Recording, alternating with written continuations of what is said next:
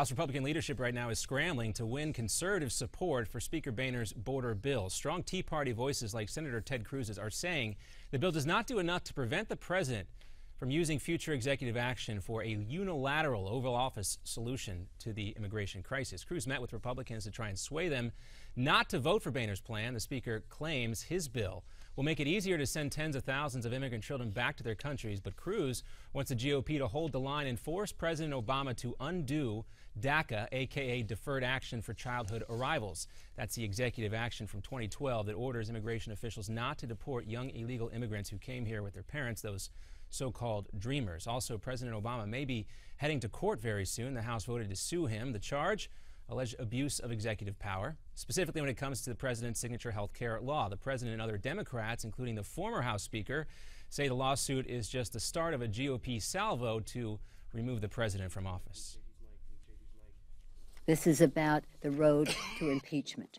And if it is not, the Speaker can say one simple sentence: impeachment is off the table. I think he has. I think another number of other prominent Republicans have said exactly that as well. But we also heard from Boehner yesterday and how he felt about this whole issue. He says it's Democrats who are really the ones behind this impeachment scam. Are you willing to let any president choose what laws to execute and what laws to change? Are you willing to let anyone tear apart what our founders have built? Well, of course, the GOP-led House passed the vote by a very narrow margin, 225 to 201. Every Democrat voted no. Republican leadership says the lawsuit is needed to keep the president in check after overreaching on the Affordable Care Act. Now we turn our attention to the Middle East. Israel Defense Forces now say they are calling in an additional 16,000 reservists to help fight Hamas. This as the IDF's operation to disrupt Hamas's network of underground tunnels and rocket installations continues.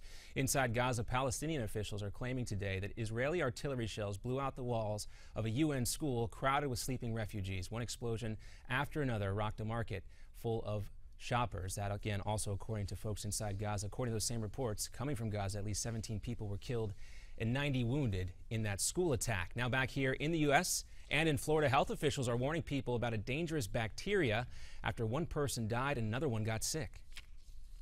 The water's fine to go in. Don't have any issues with that. Just be diligent if you have an open wound or cut. Child, adult, older adult, all those individuals should be aware that there's a risk. All right, that bacteria is called Vibrio vulniferus, I think, something like that. It thrives in coastal brackish waters during the summer months. Those with compromised immune systems have the highest risk of getting sick.